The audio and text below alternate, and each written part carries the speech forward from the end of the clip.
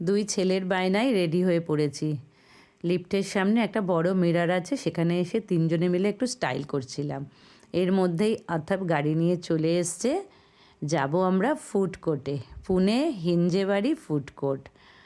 মানে ওরা বলছে আমাকে যে বেস্ট জায়গা এখানে খাবারের জন্য। তো যাক গিয়ে গাড়িতে বসে পড়েছি, আর এত সুন্দর লাগছিল না, পুনে শহরটা ভীষণ ভালো লাগছিল, পুরো ক্লিন একদম। তো চলে এসেছি ফাউন্টেন মার্কেট আর কি। তো আমি ভেবেছিলাম বাইকে যাব, সেই কারণেই জ্যাকেট পরেছি, তারপরে তো গাড়িতে এসেছি। এই দেখো ফাউন্টেন মার্কেট। তো এত বড় না মার্কেটটা, কি বলবো আর, অনেক অনেক বড় আর কি মার্কেটটা। তো সোজা চলে গেলাম আমরা ভেতরে। ভেতরটা হচ্ছে ফুড কোর্ট, আর সমস্ত কিছু আইটেমসের শপ আছে আর কি। এখানে সমস্ত কিছু যেটা তুমি চাইবে সেটাই পেয়ে যাবে, এক জায়গায় আসলেই সব কিছু কেনাকাটা হয়ে যাবে। তো তারপরে সোজা চলে গেলাম আমরা ফুড কোর্টে আর কি। এই দেখো কত বড় জায়গা, দেখেছো? আর কোনো টেবিল খালি পাওয়া যায় না, কারণ এটা আইটি সেক্টর। এখানে আইটির সমস্ত ছেলেমেয়েরা থাকে আর কি অফিসের, আর সবাই এখানে ডিনার করতে আসে। তো সেই কারণে জায়গা পাওয়াটা না খুব মানে ডিফিকাল্ট হয়ে যায়। তো যাক গিয়ে সমস্ত স্টলগুলো আমি ঘুরে ঘুরে দেখছিলাম, আর ভাবছিলাম কোনটা খাবো আর কোনটা খাবো।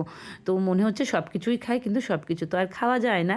তো যাক গিয়ে আমি না চিকেন শর্মাটা ট্রাই করিনি, তো ওটা নিয়ে নিয়েছিলাম। তো যার যেটা পছন্দ তিনজনের সেটাই আমরা নিয়েছিলাম আর কি।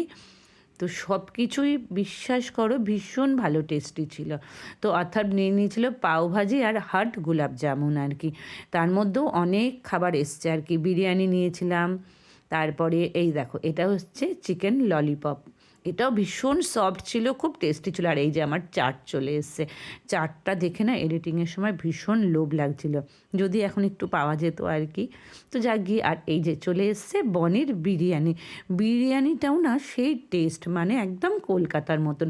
আর সব কিছু আমরা ট্রাই করেছি, যেটুকুনি বেঁচে ছিল আমরা খেতে পারিনি, সেটা প্যাকিং করে আমরা বাড়ি নিয়ে চলে এসেছি। এই দেখো চিকেন ললিপপ খাচ্ছি আমি আর কি। তো যাক গিয়ে খাওয়া দাওয়া কমপ্লিট করে নিয়েছি আমরা। আর মানে আবারও বলছি ভীষণ টেস্টি ছিল, তোমরা গেলে অতি অবশ্যই ট্রাই করো ফুড কোর্টে। তো চলে আসছি গাড়ির সামনে, তারপরে সোজা চলে আসলাম একদম ফ্ল্যাটে আর কি। ভালো থেকো, গুড নাইট।